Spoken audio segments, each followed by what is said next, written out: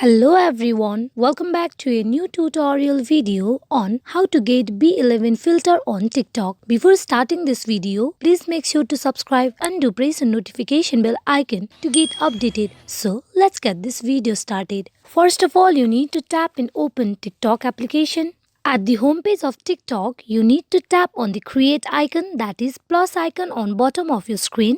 Here you will see the lots of option. You need to tap on the filters option on right side of your screen. Here you can see there are many filters effect. You cannot directly search the B11 filter by typing or anything. For you to find B11 filter, you need to slide to the right side and keep scrolling. Here you can see the B11 filter. You tap on it. Now you have selected the B11 filter. Now you can go in for recording the video that you want to. This is how you can get B11 filter on TikTok. Hope this video is fruitful for you all on how you can get B11 filter on TikTok. Thank you.